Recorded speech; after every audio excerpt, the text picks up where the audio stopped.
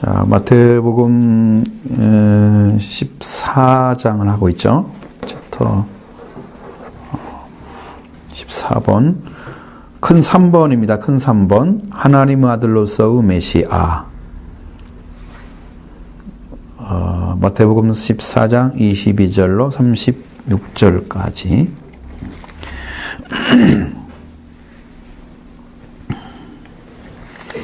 자, 몇 가지 이제 기적이 나오고 있습니다. 거기를 같이 읽어보도록 하겠습니다. 예수께서 즉시 제자들을 재촉하사 자기가 무리를 보내는 동안에 배를 타고 앞서 건너편으로 가게 하시고 무리를 보내신 후에 기도하러 따로 산에 올라가시니라. 저물매 거기 혼자 계시더니 배가 이미 육지에서 술이나 떠나서 바람이 거스름으로 물결로 말미암아 고난을 당하더라. 밤 사경에 예수께서 바다 위로 걸어서 제자들에게 오시니 제자들이 그 바다를 오심을 보고 놀라 유령이라 하며 무서워하여 소리 지르거늘 예수께서 이르시되 안심하라. 내니 두려워하라. 울지 말라. 베드로가 대답하되 이르되 주여 만일 주님이시고 만을 받사 물 위로 가오라 하시소서 하니 오라 하시니 베드로가 배에서 내려 물 위로 걸어서 예수께로 가되 바람을 보고 무서워 빠져가는지라 소리질러 이르되 주여 나를 구원하소서 하니 예수께서 즉시 손을 내밀어 그를 물으시고 이르시되 믿음이 적은 자야 왜 의심하였느냐 하시고 배에 함께 오르매 믿음이 그치는지라 있는 사람들이 예수께서 절하며 이르되 진실로 하나님의 아들로소이다 하더라. 그들이 땅에 이르니 그곳 사람들이 예수이신 줄을 알고 그 금방 두루 통지하여 모든 병든 자를 예수께 데려와서 다만 옷자락에라도 손을 대게 하시기를 간구하니 손을 대는 자는 다 나음을 얻으니라. 아멘. 자, 이 말씀이 이제 맨 처음에는 1번, 작은 1번, 이적 후의 상황, 마태복음 14장 22절로 23절, 두 절만 있습니다.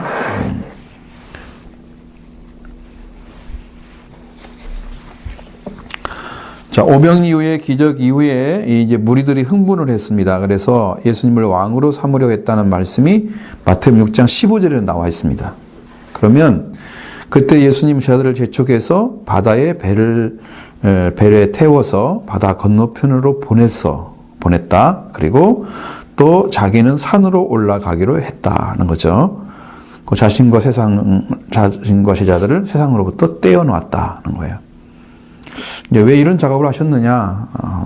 그것은 예수 그리스도가 하나님의 아들로서 메시아 역할을 해야 되는데 자기들이 원하는 왕의 역할을 시키려고 하는 거야.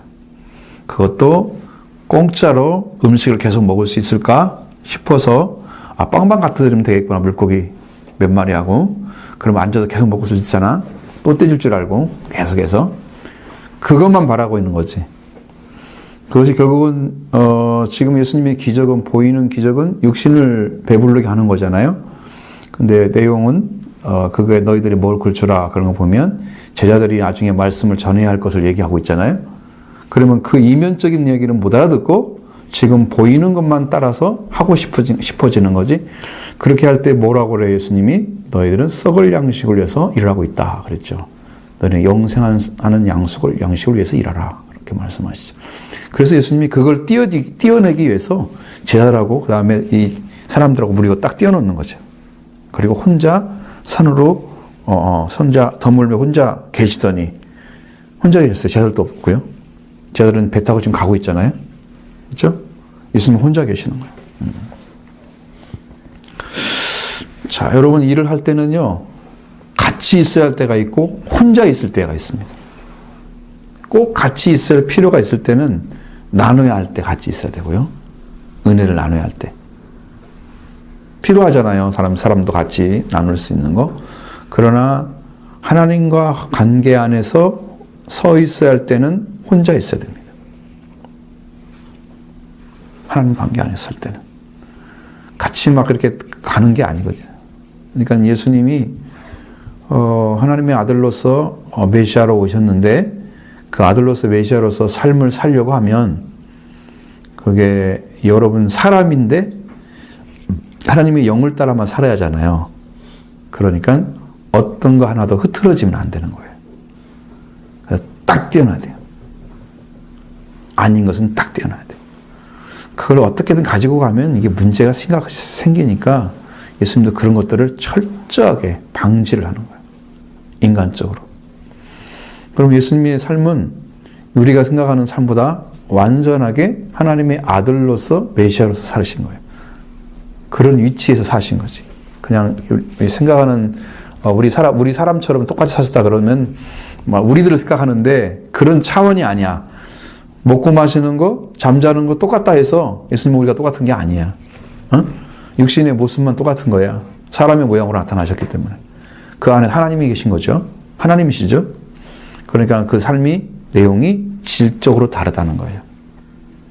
그래서 예수님의 제자들과 이 사람들을 띄워놓는 거예요. 이제 너희들도 가봐. 배 타고 가고 사람들 다 보내버리고 혼자 기도하고 계시는 거죠. 혼자 계시단 말은 기도했다는 의미가 크죠. 그죠? 혼자 뭐하고 계셨겠어요? 뭐 혼자 잡념하겠어요? 아니죠. 하나님의 아들이 하나님 자신인데 딱 정확하게 기도하신 거죠. 혼자 계셨다는 거. 그렇게 기도하시고 아버지와 교통하는 시간을 많이 가지셨다는 거예요. 그래서 혼자 있는 시간이 꼭 필요하다. 영적으로 정리하거나 흐트러지지 않게 자기가 가고 있는 길을 정확하게 한 치의 오차도 없이 정확하게 가야 됩니다. 여러분이 뭐 달나라 가려고 할 때 여기서 8m 떨어져 있는데 파리가 한 마리 앉아 있는데 그걸 눈을 맞추면 정도 어렵대요. 달나라 가는 것이. 로켓 발사해가지고 우주체로. 그러니까 여러분이 이렇게 떨어져 있는데 그걸 가지고 권총으로 쏴서 파리 눈 맞추기가 쉬워요? 얼마나 작은데? 어렵잖아요? 근데 하나님의 아들이 이 땅에 오는 것은 그보다 더 어렵습니다. 하나님은 그런 난간을 전부 하나님의 능력으로 돌파하셔서 아들을 보내신 거예요. 그러니까 완전한 능력이죠. 그 권세를 사용하셔서 지금 일을 하고 계셨고, 근데 예수님은 그 하나님의 능력을 힘입어서 이 땅에 구약에 약속하신 말씀, 율법과 선지자를 다 이루셔야 하잖아요. 그러니까 그런 것들을 하시려고 하면 거기에 합당한 말씀들을 아버지께 계속 받으셔야 되겠죠. 진행이 이만큼 됐으면 얼마큼 더 가서. 그러니까 예수님이 요한복음 13장에 보면 예수님께서 세상을 떠나서 아버지께 돌아갈 때가 이른 줄 아시고 그러잖아요. 벌써 때가 아시면은 시간 지나가면서 전부 이게 지금 정리가 되어 가고 있다는 거죠. 얼마나 정확하게 오차 없이 가야 되는가. 그러니까 그런 문제들을 해결하시기 위해서 주님은 철저하게 혼자 계시는 거죠. 요게 필요했다는 거예요. 그리고 이제 우리들도, 여러분들도 어떤 일을 결정하거나 살아나가야 될 그런 문제들이 있으면 여러분들도 기도할 때 어떻게 해요? 혼자 기도하죠. 통성 기도는 그냥 같이 은혜 받는데 목적이 있는 거고, 개인 기도는 더 깊은 기도를 위해서 필요한 거예요. 반드시 필요합니다. 그 개인 기도를 많이 하는 것이 훨씬 유익합니다. 영적으로도. 성경에도 골방에 들어가서 기도하라고 그 전까지 말씀하셨잖아요. 골방 기도는 혼자 기도하는 거죠. 그게 원래는 비밀스러운 기도입니다. 신비스러운 기도입니다. 은밀한 데 가서 들어가서 계신다고 하나님도. 그러니까 우리들도 신비스럽게 만나야 하잖아요. 그렇게 만나는 거죠. 자, 그 다음에 2번은 바다 위를 걸으심입니다. 마태복음 14장 24절부터 33절의 말씀. 자, 밤 사경이었다고 그랬어요. 밤 사경에 기도하셨다면 아주 오랜 시간 동안 기도를 했다는 걸 알 수가 있는 것이 뭐냐면, 밤 사경이면 새벽 3시에서 6시경의 시간입니다. 그러면 사람들이 보내고 나서 최소한 저녁 시간이 있었을 거 아니에요. 그리고 새벽까지 갔잖아요. 그 정도까지 시간이 흘렀으니까 최소한 7, 8시간은 넉넉히 기도를 하셨다는 거죠. 그 정도 기도하고 있으면 정말 은혜 안 받을 수가 없죠. 예수님이 아버지와 그런 관계 안에서 지금 기도를 하셨고, 그 다음에 거의 철야에 가까운 거죠. 철야에 가까운 것이고, 풍랑이 심한 바다 위로 오셨잖아요. 거기 걸어오셨죠. 이게 뭘 의미를 하냐면 온갖 시련에 떨어져 있는 위험한 상황에 몰린 제자들을 구원하기 위해서 권능으로 임재하시는 것을 보여주는 거예요. 택한 자들은 버림받지를 않으시는 거예요. 자기가 버리면 버림받는데 안 버리면 버림받지 않고 구원하러 오십니다. 그래야 우리가 살죠.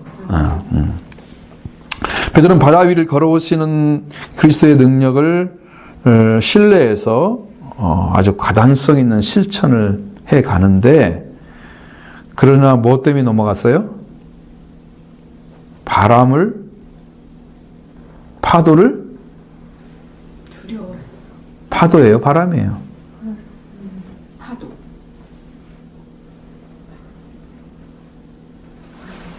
뭘까요? 바람. 바람을 봤대요. 여기 표현이 재밌는 거야, 그래. 바람을 보고. 여러분 다 파도를 보고 그런 줄 알았죠? 지금까지? 성경을 잘못 보면 이렇게 되는 거예요. 바람을 보고 무서워 빠져 들어가는지로. 그러니까 바람을 봤던 것이죠. 바람을 보이진 않지만 바람이 하는 역할이 있잖아요. 싹 불어오는데 그걸로 인해서 파도가 일어나는 걸 알잖아요. 그럼 나를 바람이 막 치겠죠? 바람이 치면서 파도가 일어나는 것을 무섭게 느껴지겠죠? 그래서 이제 그것을 보고 믿음이 약해지고 의심과 두려움이 생겨났다는 거죠. 그러니까 주님을 바라볼 때는 무섭지 않았어요. 주님이 걸어오니까. 근데 바람을 보는 순간에 두려움이 왔어요. 아까 읽으면서 느끼는 건데요. 우리도 지금 이 상황이 바람이 이렇게 잔잔하게 부는 상황이 아니고, 그렇죠. 산 위에서 부는 바람이니까 바람이 굉장히 세게 올 거라고요. 이 배가 흔들리고 힘들어할 정도로 이렇게 바람이 이렇게 부는 거잖아요. 근데 아니 이 정도의 바람이면 사람이 육지에서도 걸어 다니기가 힘든 그런 상황인데, 특히나 지금 물 위에서 이렇게 걸어오는데 예수님이 거기에 대해서 힘든 그런 저기는 하나도 안 나오고, 그러니까 잔잔하게 이렇게 걸어오시는 그런 모습들이, 영상이 이렇게 그려지는데, 베드로도 그 상황을 보고 정말 하나님의 신이다라고 딱 생각을 하면서 나보고도 좀 걸어오라고 이렇게 말씀을 하시잖아요. 근데 그 상황이 굉장히 힘든 상황이었을 것 같아요. 배가 이렇게 뒤집어질 정도로 힘든, 굉장히 흔들렸죠. 그러면. 그러니까 그 바람을 보고 무서워하는 게 맞는 것 같긴 해요. 그러니까 그 바람이 결과를 만들어내니까 그래요. 배도 흔들렸지만 파도가 치는 것도 바람의 결과잖아요. 파도가 바람이 없이 쳐요? 바람 안 불면 별로 안 쳐요. 다 바람 때문에 치는 거예요. 네. 걸어가기도 힘들었는데 어떻게 무리를 걸어요? 그게 그러니까 주님의 그 능력을 뭐라고 평가를 해야 되냐면, 이런 것은 피조물이잖아요. 지금 피조물은 창조자를 침범할 수가 없어요. 불이 너를 물이 너를 절대로 태우지도 못하고 그러지도 못해요. 창조주를 완전히 순종하는 거지 창조주를 대적하지 않아요. 그 잔잔하라 그러면 잔잔해지는 거예요. 그게 고난이야. 그게 권능이라고 하는 거예요. 세상의 것들은 주인도 몰라보는 게 많잖아요. 그렇죠? 여러분들이 뭐 이상한 그 전쟁 영화 같은데, 우주전쟁 같은데 보면 이상한 놈들이 나타나가지고 막 싸우고 맨날 그러잖아. 주인도 몰라보고, 또 로봇이 사람을 공격하고 이런 것도 다 주인도 몰라보고, 인간이 만든 건데, 응? 인공지능으로 만들어가지고, 사람처럼 생각하게 만들어서 같이 싸우고, 이런 것들 많이 보잖아요. 주인도 몰라보는 게 많다는 거죠. 세상에. 인간도 그렇게 생각하고 있는 거고, 이제 주인을 몰라보는 존재는 사람밖에 없습니다. 창조자를 모르는 거죠. 창조자를. 사람만 배신자입니다. 근데 하나님 창조하신 만물들은 다 주인의 명령에 순종합니다. 예수님을 침범할 수가 없는 거예요. 걸어와도.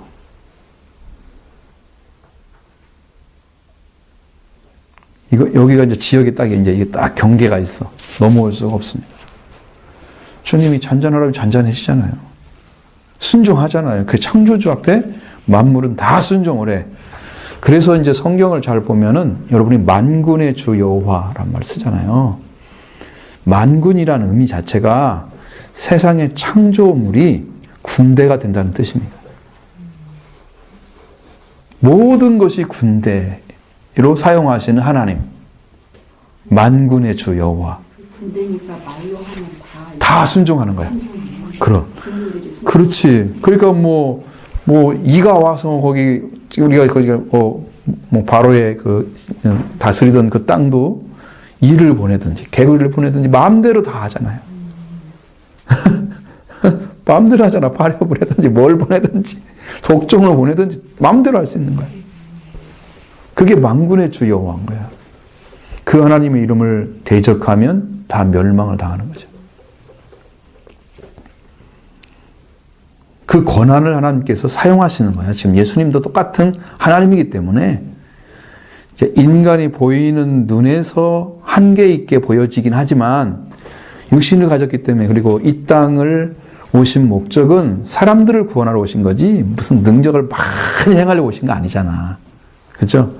그러니까 그런 것 창조물을 다 이용해서 뭐 하지 않으셔도 굳이 하지 않으셔도 이 땅에 하나님의 아들로 오셔서 왕으로 오셔서 메시아로 오셔서 구원하는 일만 해도 우리는 넉넉히 구원을 받으니까 그런 아무 문제가 없는 거야. 만군의 주를 안 써도 돼요.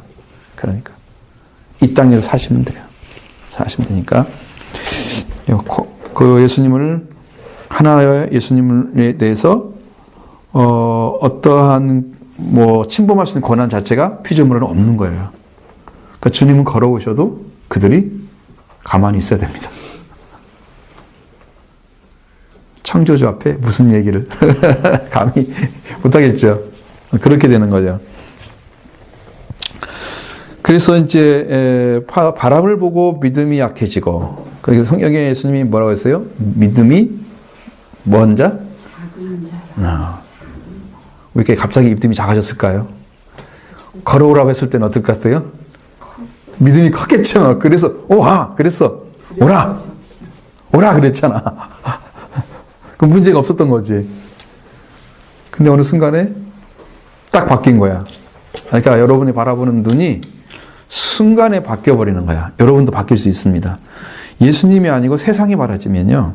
아니면 주변 상황이 버리나 내 상황이 나한테 딱 눈에 들어오면 여기에 대해서는 참 답답하고 힘들고 막 이런 것들만 보이잖아.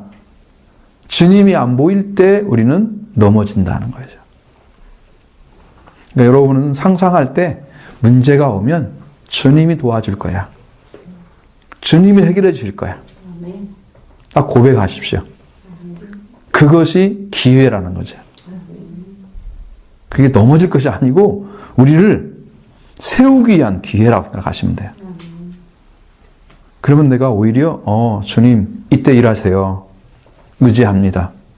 딱 고백하고 딱 넘기면 지나가면 되잖아요. 그럼 주님이 그 일을 해결해 주시는 거죠. 그러니까 믿음의 삶이 그렇게 중요한데 고백도 중요합니다. 그래 험한 세파가 휩싸여 올 때는 그리스도를 믿고 의지하지 않으면 시험과 공포에서 벗어날 수가 없게 되는 거고요. 그래서 베드로는 주여 나를 구원하소서 이렇게 외칩니다.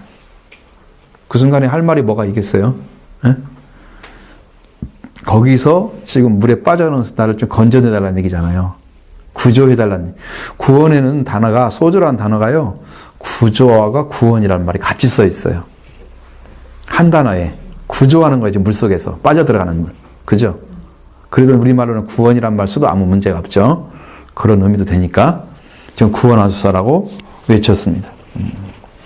예수께서 손을 내밀어서 저를 붙잡으셨고 말씀하시면서 믿음이 적은 자야 왜 의심하였느냐? 그죠? 자, 의심이 들어가는 순간에 그는 물로 빠져 들어갔다 하는 거예요. 그러니까 믿음이라고 하는 것은 분량이 있잖아요. 적다, 크다. 그죠? 응? 믿음이 작다, 작은 자, 믿음이 큰 자. 그러면 믿음의 분량대로 지혜롭게 생각하라고 그랬잖아요. 우리는 믿음이 작은 것에 대해서 뭐라고 하지 않고 큰 것에서 뭐라고 하지 않습니다. 왜? 분량은 다를 수 있기 때문에. 믿음은. 응? 근데 저런 것도 믿어지고 하나님 나라도 믿어지고 하나님의 소망, 하나님의 영광도 다 믿어지는 사람이 있고 이 땅에서 구원만 믿어지는 사람도 있고 응? 그게 받은 대로 지금 믿는 거야. 자기가. 어떻게 더 이상 믿을 수가 있어. 안 믿어지는데 어떻게 믿어? 그럼 어떻게 믿을 수 있는 방법이 있겠어요? 그 믿음도 주님이 주셔야 되겠죠. 그 믿음도 주는데 자기 생각이 그렇게 그런 마음이나 생각이 안 생겨. 주는데도 안 생겨. 그게 자기 그릇이야. 그게 분량이라고 하는 거예요. 그럼 믿으려고 하면 어떤 마음이 필요합니까? 여러분?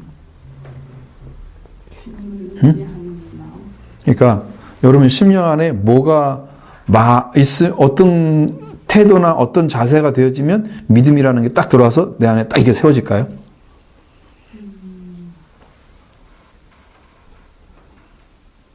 신뢰할 때? 어. 그분은 온전히 신뢰할 때 믿음. 그렇죠. 어떤 관계가 의심의 관계가 아니고 신뢰의 관계로 들어갔는데 그분을 뭘 신뢰를 해? 그분의 능력과 말씀. 그렇죠. 전체를 신뢰를 해야죠. 그러니까 하나님 그리고 예수 그리스도 그러면 그의 이름을 믿는 자. 그러면 그 이름이란 말 자체가 뭘 의미한다고요? 그건 설교 속에서 얘기한 거야. 그건 지금 그건 믿음이란 그 이름이란 자체가 하나님 자신을 가리키는 말이고 예수님 자신을 가리키는 말이지. 그냥 이름만 부르는 그 이름이 아니야. 원래 이름 안에 그 자신이 들어있어. 그래 예수의 이름 그러면 예수님 전체를 가리키는 거야. 그래서 능력이 있는 거야. 그의 이름을 믿는 자에게는 얼마나 강력한 말인지 몰라. 그 자신을 믿는다는 거예요. 그가 온 자체. 응? 큰 거죠. 하나님 자신이면 하나님 전체를 믿는다는 거예요. 그러니까 그런 믿음을 얘기하는 거예요. 적은 의미에서 이름이란 말이 아니에요. 그래서 그렇게 해서 그분이 얼마나 크시건가를 이제 어떻게 알 수 있을까요? 그분이 능력이 크다 그것을? 모든 자연의 순종을. 그러니까 이제 그런 건 이제 봤으면 모르는데 우리는 안 봤잖아. 그 본 사람도 이제 여기 보니까 이 사람들은 하나님의 아들이라고 고백하죠. 진실로. 봤기 때문에 그런 거잖아요. 여러분은 안 봤잖아요. 말씀을 듣고 믿는 거예요. 아, 그 진짜 믿음이네. 그랬잖아. 성경도 그랬잖아. 너희들이 내가 살아난 거 뭐 도마처럼 꼭 만져야 믿어? 보지 않고 믿는 자가 복이 있는 거야. 그랬잖아. 그러니까 그게 진짜 믿음이잖아. 근데 보지 않고 믿는 것이 쉽냐 그 말이지. 그게 간단히 올 수 있느냐? 이제 그런 문제들은 또 굉장히 중요한 문제가 많이 들어있어. 그 안에 숙제들이 많이 들어있어. 많이 파서 이제 얘기를 해야 되는데 여기서 이제 그 얘기까지는 못 하겠네. 믿음이 작은 자여라고 말씀하시고 믿음이 작은 자여 왜 의심하였느냐라고 말씀하셨습니다. 자, 믿음이 처음에 믿을 때는 컸었는데 순간에 점점 작아진 거야. 믿음이 작아진 거야. 그래서 바람도 보이고 파도도 보일 때 베드로는 소리를 질렀다는 거죠. 주님 저를 도와주세요. 주님은 베드로를 도와서 물에서 나오게 하셨다. 그래서 여러분이 뭐 믿어질 때는 괜찮지만 안 믿어질 때는 물에 빠지는 거거든요. 영적으로 보면. 그래가지고 어느 순간에 나도 모르는 사이에 풍당 빠져 있어갖고 마음도 그냥 우울하고 이상한 그런 생각도 하고 있는 사람들이 많거든요. 믿음이 사라져버리면 딱 떨어져버려요. 그러니까 여러분은 믿음이 적은 자한테도 주님께 구해달라고 그러겠죠. 근데 믿음이 없어지면 큰일인 거야. 나는 예수님 계신 줄도 모르겠어. 어떻게 막 이렇게 뭐 올라갔다가 막 국 떨어지고 이러면 안 되니까. 이런 것들은 좀 우리 신앙에서는 좀 위험성이 높은 그런 이야기인데 주님 도와주세요. 그렇게 말씀을 주님께 드리니까 주님은 베드로를 도와서 물에서 나오게 하셨죠. 그럼 위기 상황이 온다 그러면 위기가 안 오면 좋겠지만 그것은 가장 좋은 방식이죠.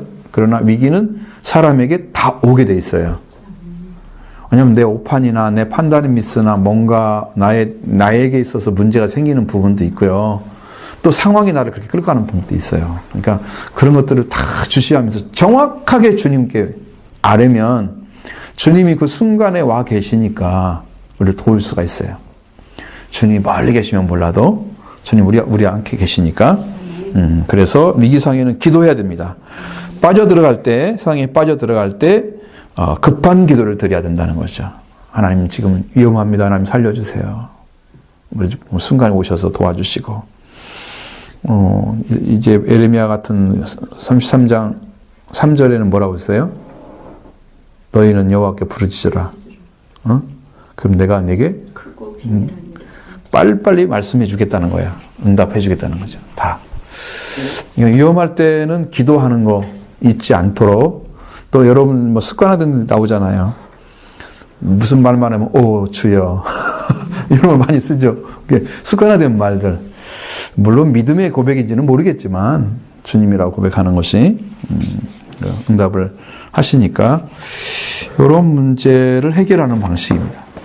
이것이 이제 바다 위를 걸으신 창조주로서의 그 왕을 모습을 보여줬고요. 세 번째는 게네사렛에서 병을 고치심. 마태복음 14장 34절로 36절.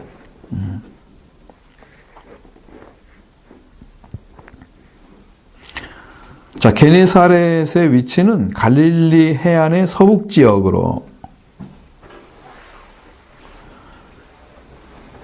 지역인데 가버나움과 디베랴라는 도시의 중간에 있습니다.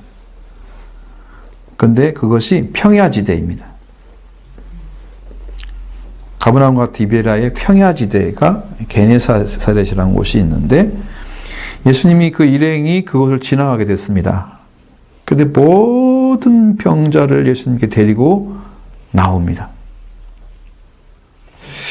거기 보면 근방에 두루 통지하여 사람들이 예수가 온다 병 고치러 나오라 하면 어찌 막 소리를 질렀지는 모르겠지. 사람 쫓아가가지고 통지를 했단 말은 알렸다는 얘기잖아요. 가서 나오라고 병자를 데리고 온 거죠.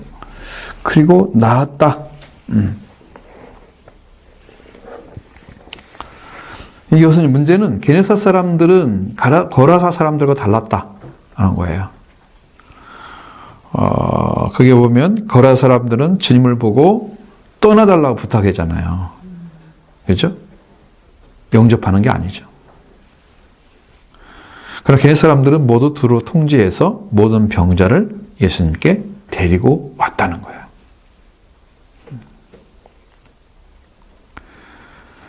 그러면은 예수님께 오는 자는 성경에서 예수님이 어떻게 하신다고 그랬을까요? 예수님께 오는 자는 고쳐주시죠.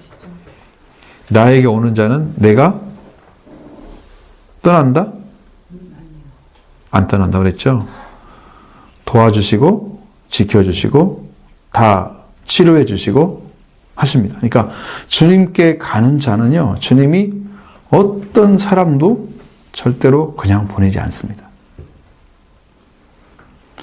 교회에도 올 때도 여러분 예수님께 와야 돼요. 예수님이 십자가 부활이 있잖아요. 이 권세를 믿고 와서 그 이름으로 하나님께 예배를 올리는 거예요. 여기 믿음의 준비가 안 돼서 오면 여기서 힘들어지죠. 예수님만이 우리를 온전하게 하실 수 있다는 거죠. 주님밖에 우리를 구원할 자가 없다 하는 거예요. 자, 육체의 질병 고치는 것 중요하죠. 어디까지가 중요하겠어요? 육체의 질병을 고치면? 내가 이 땅에 사는 데만까지만 중요하겠죠? 고쳐졌다고 그래서 병 안 들어요? 안 늙어요? 안 죽어요? 그 영혼이 고쳐진 건 아니고.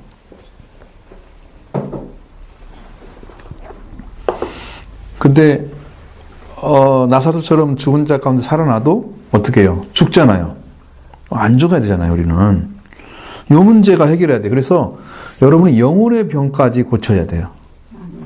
영혼의 병은 뭘로 고쳐요? 영혼의 병. 응? 지금도 이제 그런 얘기를 하는데, 여러분들이, 많은 사람들이 예수님의 음성을 들어요. 아, 나도 예수님 음성 들었다고 막 그런 자랑하는 사람도 있어. 근데 예수님의 음성을 듣는 사람일지라도 어디에가 진짜고 가짜인가를 구분을 못 한단 말이야. 근데 거기 가짜와 진짜의 차이점이 뭐냐면, 가짜는 일반적 계시를 해요. 그러니까 뭐 누구는 어떻고 누구는 어떻고 누구는 어떻고 꼭 예언과 같은 얘기를 해. 그래가지고 누구한테 뭐 알려줘라 뭐 어쩌라 막 그런 가짜들이 다 그렇게 하는 거거든요. 그러니까 예언을 할 수 있잖아요, 그 사람들은요. 선전을 못하는 것은 그 예언을 하는 사람들이에요. 근데 그렇게 하고, 근데 거기는 구원이 없어요. 그걸 가져와서 알려줘도요, 구원 받을 수 있는 사람이 아무도 없어요. 그 말 듣고는. 왜? 가짜라는 것이 거기서 차이 나는 거예요. 그들의 열매로 그들을 알리라. 그리고 열매가 안 맺어지면 그건 가짜라는 거죠. 그래서 거짓 선지자인 거예요. 뭘로 안 들어간 거예요?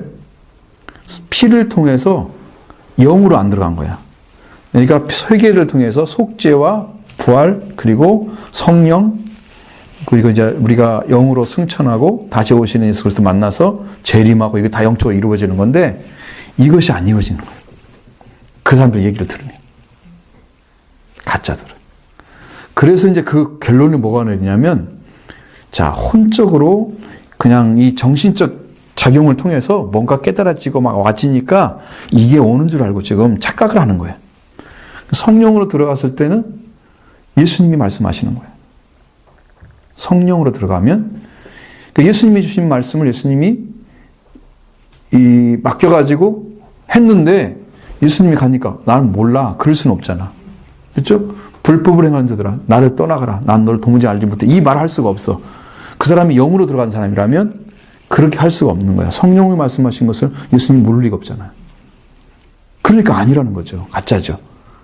그것은 피가 없이 성령으로 들어간 사람이 아닌 거죠. 그 말씀은 다 가짜 연계에서 온 거다. 그러면 이렇게 그 혼적으로 발전해가지고 막 생각하고 혼자 깨달아 들어갈 때, 그때는 누가 역사를 하냐면 사탄이 속삭여요. 때로는요, 말씀도 해요. 말씀도 하니까 사람들이 헷갈리는 거야. 이 사람이 진짜인 줄 알았어. 그랬더니 귀신도 얘기를 해가지고 귀신의 말도 듣고 하나님 말씀도 듣는 것처럼 보여요. 신뢰할 수 있는 것 같죠? 나도 그걸 경험을 했어요. 내가 경험을 했기 때문에 아는 거지, 경험을 안 하면, 여러분 이 단계를 거쳐서 올라가지 않으면 이게 귀신의 역사인지 하나님의 역사인지 어떻게 구분해요? 그걸 경험했기 때문에 나는 말할 수가 있는 거야. 그리고 내가 이제 성령을 받았잖아요. 확실하게 성령이 오셨을 때는 그런 것이 아니었어요. 영이 달라지는, 차원이 달라지는 거지. 생명의 씨가 떨어졌기 때문에 그때부터 성장이 착착착착 이루어지기 시작했어요. 그러니까 어마어마하게 성장을 해요. 기하급수적이라고 말했잖아요. 무제한으로 기하급수로 성장을 해요, 영적으로. 그러니까 성령께서 가르쳐주면 무한대한 것들 다 알 거예요. 하나님의 영적인 것. 성령으로 말미암아 뭘 한다고요? 하나님의 깊은 것도 통달하신다 그러잖아요. 신령한 자는 모든 걸 판단하되 판단을 받지 아니하니. 영적인 사람은. 그러니까 영적인 사람을 아무리 밟아도 밟을 수가 없고 그 안에 그거를 없앨 수가 없고 관계를 깨뜨릴 수가 없어요. 하나님 관계는. 어떤 사람도 나와 하나님 관계를 깨뜨릴 수가 없어. 내가 죽어도 깨지지 않는 거야, 이거. 영원토록 동일하게 하나님 계시는 거죠. 성령 받는 게 얼마나 중요한지 아시겠죠? 그거 안 하고 여러분이 뭐 누구 말 들을 수 있잖아. 어떤 사람이 뭐 얘기하면 그러면 아 진짠가 보네. 나도 음성 들었어. 그러면 진짠가 보네. 다 그럴 거 아니야. 그러면 그 사람이 그 삶을 통해서 열매가 나오는 걸 보세요. 예수님이 닮아지는가 보세요. 성품이 겸손한지 보세요. 되게 말씀 받는 사람들은 교만해요. 나는 이렇게 높은 위치에 있어. 신앙이 이렇게 높아. 나는 굉장한 사람이야. 과장을 해서 포장을 하고 이러고 살아요. 과대 포장을 하는 거예요. 조심하셔야 됩니다. 응? 그런 사람 따라가면 안 되고. 우리가 여기까지 보셔야 돼요. 그 다음에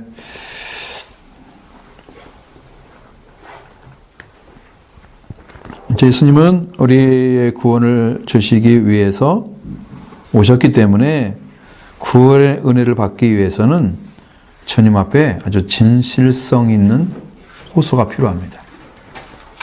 진실성 있는 거짓된 건 받지 않으십니다. 자, 요한복음 6장 25절, 15절의 말씀에서는 그리스도께서 무리를 떠나시는 것에 대해서 마음을 쓰셨던 이유를 밝혀주시는데 그들은 떡으로 배불렀고 주님을 왕으로 세우기를 원했다. 그렇게 써 있습니다.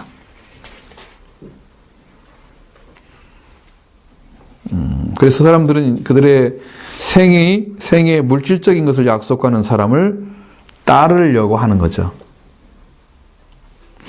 예수께서는 빵과 떡과 그것만으로 가지라고 하지는 않으십니다. 그걸 가지라고 하지는 않으시는 거죠. 우리가 교회에서 모형이 나오는데 이게 뭐냐면 제자들이 호수에서 폭풍 그리고 그와 더불어서 싸우고 있는 동안에 예수 그리스도는 어디 계셨다고요? 혼자 산에 계셨어요. 기도하신 거죠. 자, 어떤 사람들은 열심히 싸워서 전선의 맨 앞에 서 있고 어떤 분은 기도하고 있고 이 두 가지가 있어야 된다는 거예요. 교회가. 그래서 기도하는 사람에 의해서 이 싸우는 사람이 패배했을 경우에 승리를 줄 수가 있는 거야. 그 밑에서 기도하는 사람이 없으면 교회가 문제가 생겼을 때 이걸 이겨낼 수가 없어요. 그 교회는 기도하는 사람이 많으면 그만큼 든든하게 서가는 거예요. 교회는. 그래서 새벽 기도를 해야 한다는 얘기지.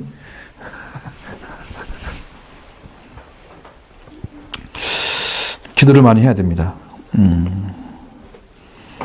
자, 예수님께서 이 땅에서 죄와 폭풍과 싸우고 있을 동안에 하늘에서 우리를 위해서 지금도 중재 역할을 하고 지금도 싸우고 계십니다.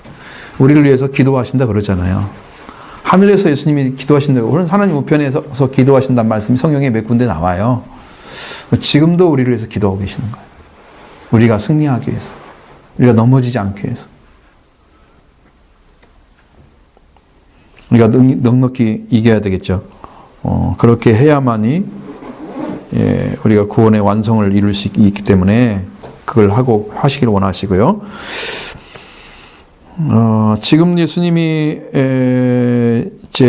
재림이 아직 보이진 않지만 가장 어두운 시간, 네 번째 시간이죠. 제4시에 파수꾼이 오는 시간, 3시부터 6시. 여러분 그때가 잠이 제일 많이 올 거 아니야. 우리 한국은 왜 꼭 5시에 새벽 기도를 하는지를 모르겠어요. 잠이 제일 많이 오는 시간. 목사님들 중에 어떤 분들은 막 머리가 하얀 분들이 있어요. 잘 안 맞는데, 그 시간이 잘 안 맞는데, 그 시간을 맞춰서 하니까 막 몸이 늙는가 봐. 또 체질일 수도 있고요. 체질일 수도 있잖아요. 어떤 분들은. 그냥 젊은데도 흰물이 많이 나는 사람도 있었어요. 그러니까 그건 그럴 수도 있고. 좀 힘들긴 힘들어요. 그 자체가. 리듬만 잘 타면 괜찮은데, 리듬 못 타면 이게 힘든 상황이 돼요. 자, 그러면 예수님이 오실 시간이 언제쯤 오실 것 같아요? 새벽에 오실 것 같아요? 아니면 밤중에 오실 것 같아요? 아, 그럼 새벽기도 온 사람만 구원 받겠는데? 응? 그럼 흰옷 입고 가야 되나? 옛날에 우리나라 그 전통의 흰옷을 입고 어디 모이면 주님 오신단다. 그러면 저쪽에 아프리카 사는 사람은 어떻게? 유럽인 사람들은 뭐 이런 데 다 와야 돼? 맨정신이 아닌 것 같아. 그런 제정신 없는 사람들, 그런 사람들이 많이 있었는데. 뭐, 무슨 얘기하지만, 주님은 성경에서 보면 도덕가치란 말을 쓰잖아요. 도덕같이 오실 것이다. 그런 말씀을 많이 써요. 그러니까 예수님이 언제 오실 줄 알았다면 이미 대비를 했을 거 아니에요. 도둑이 오는 것처럼. 도둑이 언제 온지 알면 대비를 하고 있다가 딱 잡으면 되지만, 모르는 사람은 못 잡잖아요. 도둑이. 야, 나 언제 갈게, 너 지키고 있어. 그렇게 알려줄 것 같아? 그런 도둑도 아니지. 못 훔쳐가잖아. 그렇게 알려주면. 그러니까 이 사람이 모르게 와야 될 거 아니야? 그러니까 예수님도 모르게 온단 말이죠. 어떤 사람에게 모르고 올까요? 성령 받지 않은 사람들은 모르게 와요. 그러니까 주님과 관계에서 영적으로 빛의 자녀로 들어가지 않은 사람들은 모르게 오죠. 빛의 자녀 들어간 사람들은 주님과 교제가 늘 있기 때문에 빛 가운데 살면서 알지야 영으로 탁탁 오니까 그냥. 그래서 깨닫게 하시고 또 분별케 준비를 시게 만들었어요. 그러니까 종들 입에서 계속 주님이 가까이 오셨다 얘기가 나오면 여러분 준비하셔야 돼요. 자, 신부의 옷이 뭐라고 그랬어요? 누가 입어요? 세마포가 뭐예요? 결혼식 때 입는 옷? 웨딩드레스 다 맞춰질 때가 입고 있어요. 주님 오시마하게. 어? 신부의 옷은 아들과 왕의 옷이 신부의 옷이에요. 신분을 찾아야 돼요, 여러분들이. 여러분, 격이라는 게 있잖아요. 결혼식도 격이 있어요. 하나님의 아들과 결혼하는 거예요. 우리가 신부가 되는 거예요. 그러면 그 신부의 위치에 있어야 돼요. 영으로. 어? 쫙 떨어져 있는 사람들은 신부가 될 수가 없어요. 격이 안 맞는 거야, 주님하고. 주님의 격이 되려면 아들과 왕의 예복을 입으셔야 됩니다. 그 신부 옷이에요. 그 여러분에게 지금 아들에 대해서 말씀드리고, 제 왕은 지금 말씀 못 드리는 게, 아니, 모르잖아, 아들도. 내가 아들인지 알아요?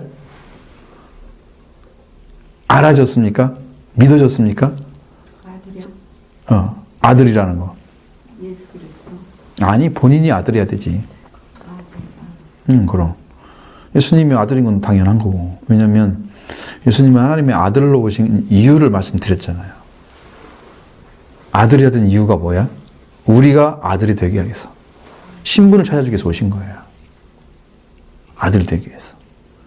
근데 여기 마태복음에는 왕으로만 계속 나타나잖아요. 아들이시지만. 그죠? 왕이 되시는 거죠. 예수님은.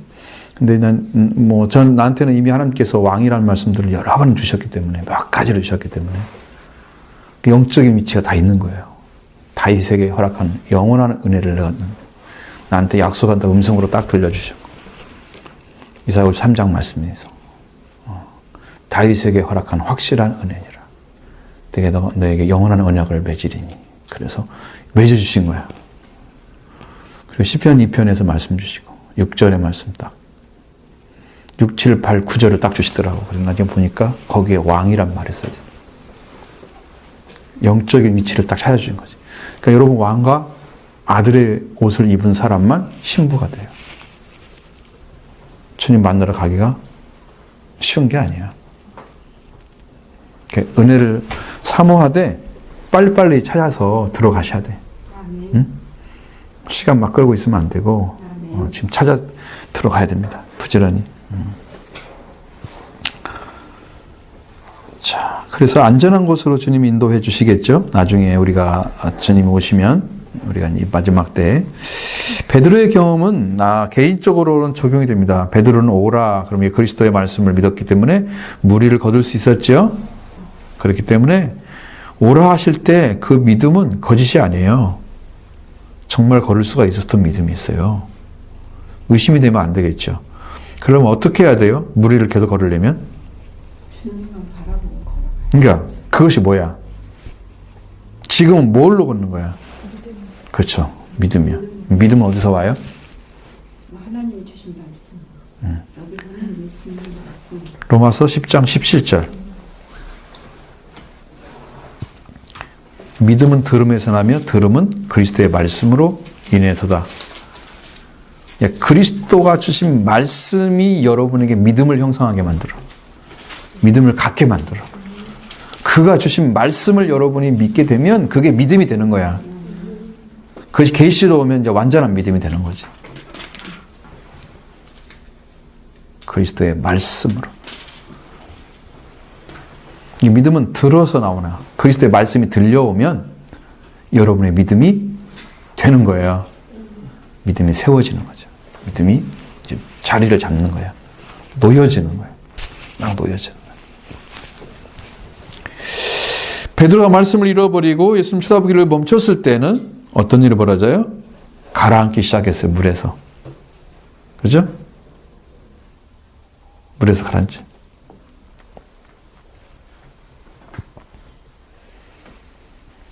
성경에서 예수님을 바라보라는 말씀이 어디 있어요? 예수를 바라보라. 히브리서 12장 1절 2절.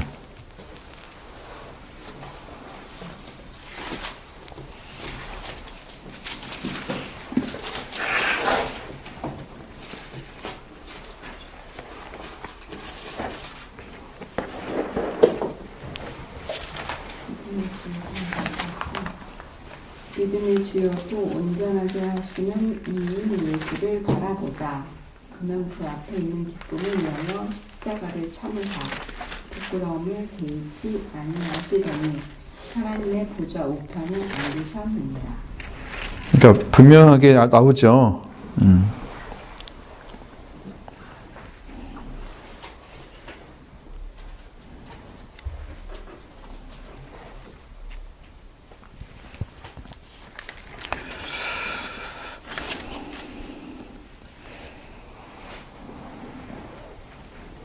그래서 우리들이 바라봐야 할 것이 잊어버리게 되면 안 되겠죠. 바라봐야 할 그분이 누군가를.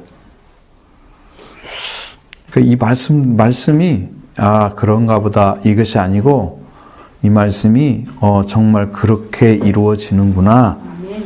그 안에 여러분에 딱 들어오면 아멘. 그 믿음이 사라지지 않아. 말씀이 능력이 되는 것이죠. 아멘. 이제 만들어야 되니까 그 말씀을 예수님을 멈추면 안 되겠죠. 계속 달려야 되겠죠. 달려야 됩니다. 달려야만 되는 거고요. 폭풍을 극복하고 우리가 불가능한 일을 행하는 비결은 뭐냐? 하나님의 말씀을 믿고 그 아들을 계속해서 바라보는 것, 지켜보는 것. 그러니까 이스라엘 백성들이 의문을 갖게 되면 이스라엘 백성들은 항상 하나님을 시험하고 이랬단 말이에요. 근데 그거 하기 전에 홍해를 건넜을 때는 어떻게 했어요? 그 사람들이 막 무서워서 난리가 났잖아요. 뒤에서는 일곱 군대가 쳐들어오는데 흑암이 막 있어가지고 거기서 막 굉장히 힘든 상황을 만들어 놓고 앞에는 홍해가 딱 있는데 어떻게 할 방법이 없잖아. 그냥 하나님 뭐라고 그래 모세한테? 너희는 어떻게 하라고? 너는 뭐예요? 응? 그래.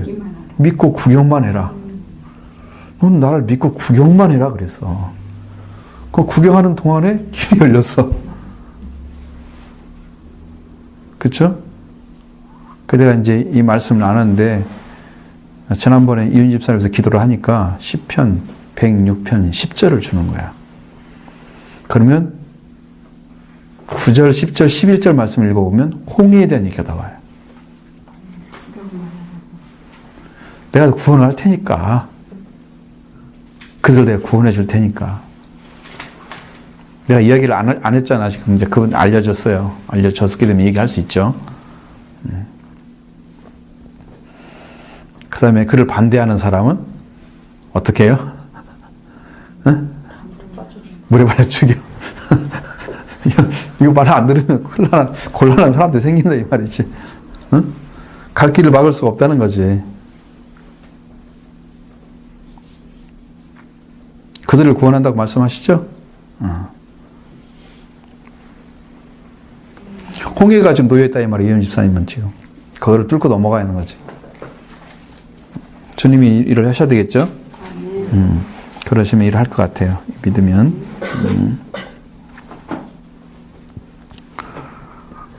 자, 우리가 실패하고 조금 힘들어할 때는 어때요? 어떤 일이 꼭 이 땅에서 성공만 해야지 그냥 완전한 기쁨은 아니잖아요. 실패할 수도 있잖아요. 그럼 그때는 어떨까요, 주님은? 뭐라고 보고 가실까?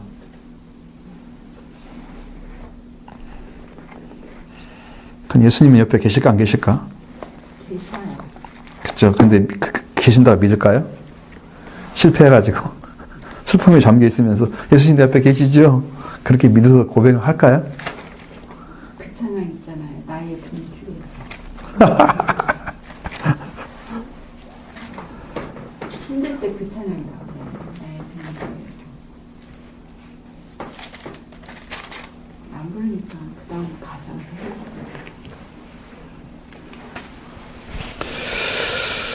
자, 주님께서는 그렇게 했을지라도 은혜로운 방식으로 도와주십니다. 그렇게 했을지라도, 실패할지라도. 그러니까 여러분 제2의 길은 없어요? 한번 잘못했다고 그냥 그래서 끝나요? 그러지 않죠. 또 어느 순간 다시 이렇게 세우죠. 다시 세웁니다. 우리의 실패를 두려워하지 말고 여러분 한번 뭐 실패했더라도 하나님 다시 세울 수 있어요.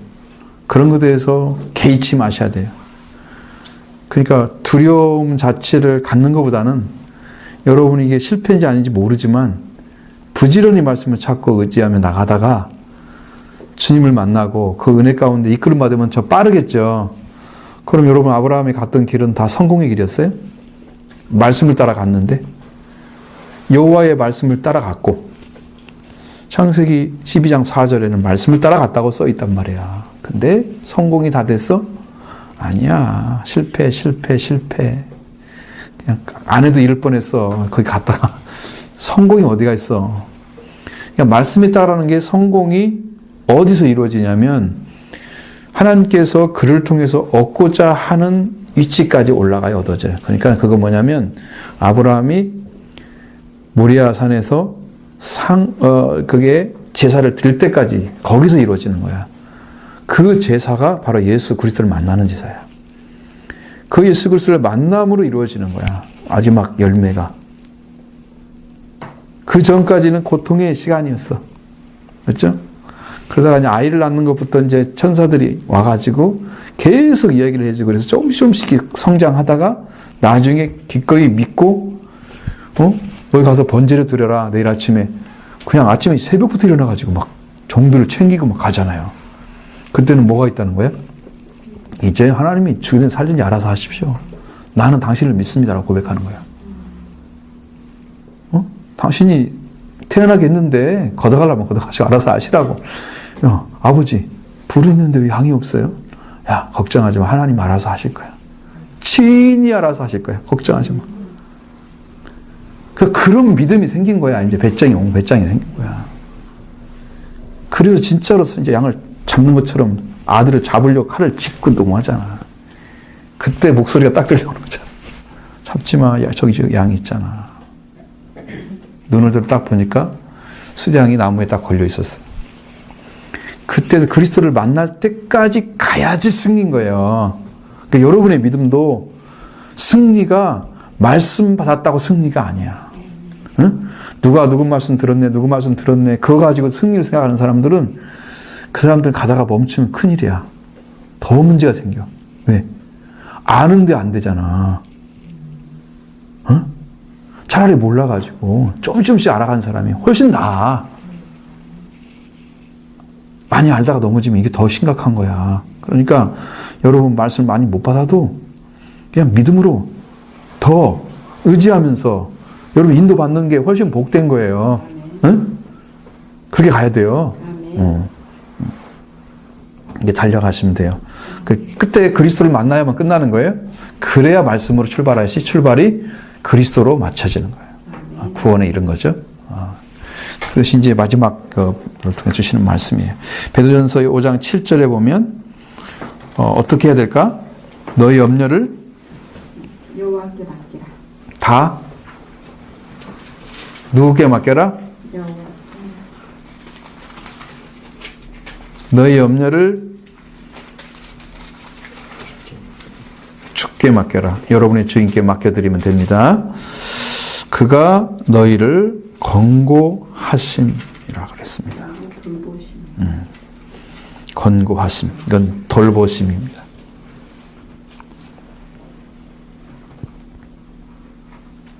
하나님께서 그렇게 하시라 그러는 거예요. 여러분에게. 맡기면은 돌봐줍니다. 맡기면은. 아멘. 그러니까 맡기는 믿음이 굉장히 큰 믿음이에요. 아멘. 자, 마지막 질문하겠습니다. 묵상과 적용할 질문이. 세례 요한은 왜 목배임을 당했습니까?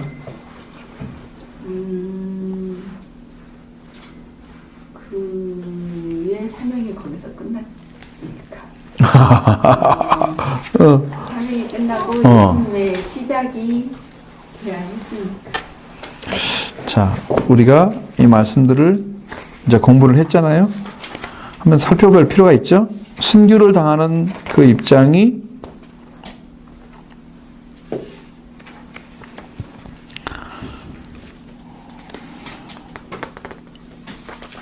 여자가 낳은 자 중에 가장 큰 자죠.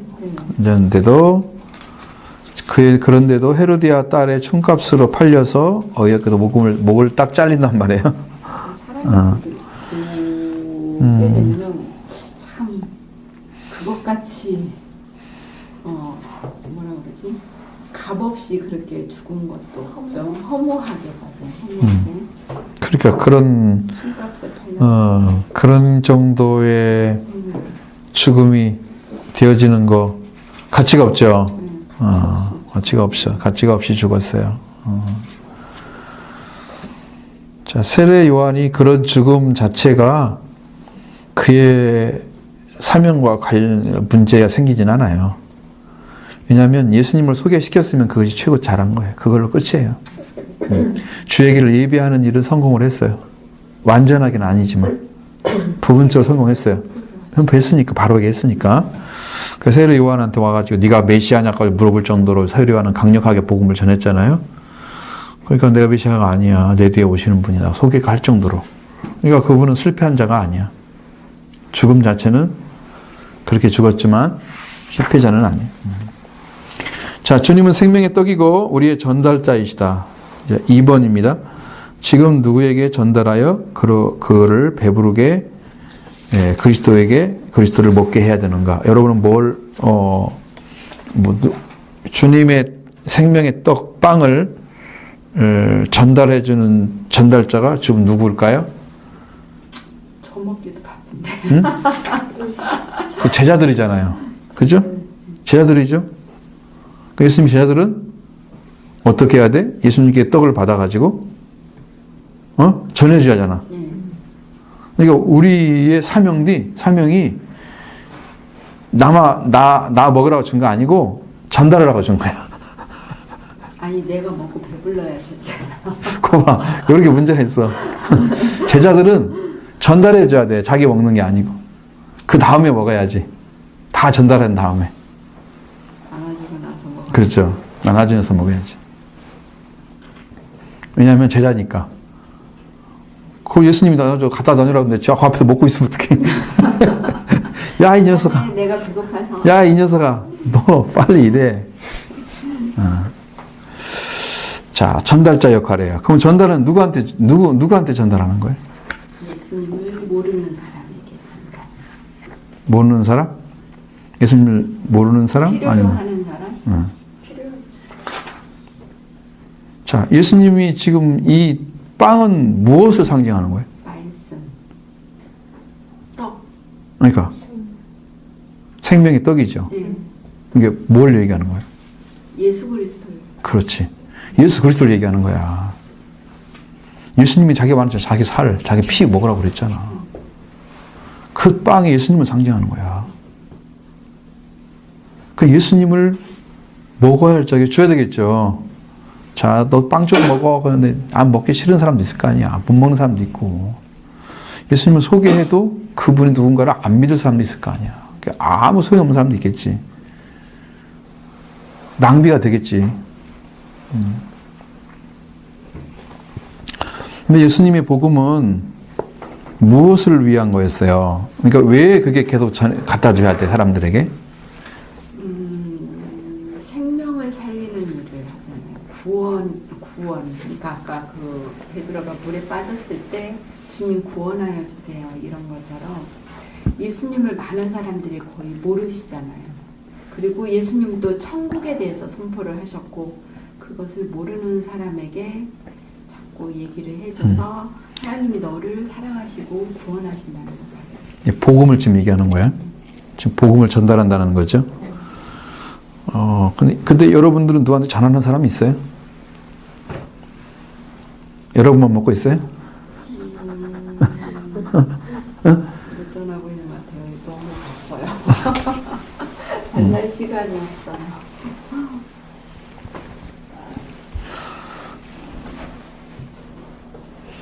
자, 베드로처럼 여러분이 물에 빠져 들어가 있는 상황이 전달되면 여러분 어떻게 할 거예요? 일단 물에 빠졌으니까 죽을 수밖에 없는 위치잖아요. 물에 빠졌다는 거는. 그러니까 빠져 들어가고 있어, 지금. 주님밖에 구원할 분이 없으니까 주님 구원해 주세요. 이게 먼저 있죠. 부르짖어서 사실은 창조주가 아니면 물을 위해 걸을 수 없어요. 배를 왜 만들어요? 안 빠지려고 만든 거잖아. 창조주가 아니면 사람들은 배가 있어야 돼요. 그러니까 우리는 걸을 수가 없는 거예요, 원칙적으로는. 근데 겁 없이 이제 딱 들어간 거지. 자, 믿음 있는 척.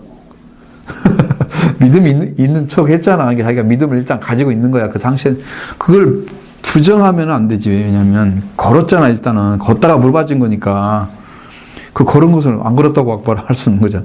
걷다가 빠졌어. 그러니까 창조주는 될 수가 없어, 사람은. 근데 예수님이 바라보는 눈은 빠져들어가는 자체가 의심이라고 봤잖아. 의심하였느냐.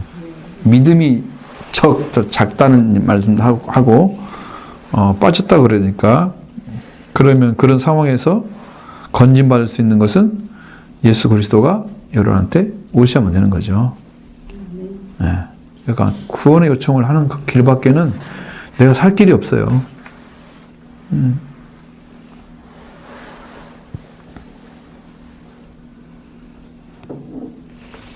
14장이 끝났습니다.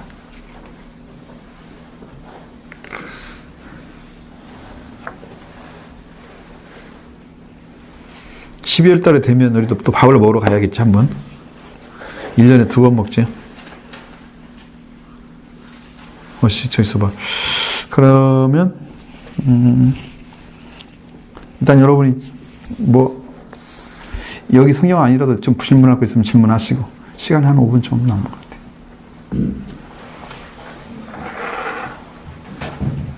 질문이 어렵지가 않아가지고,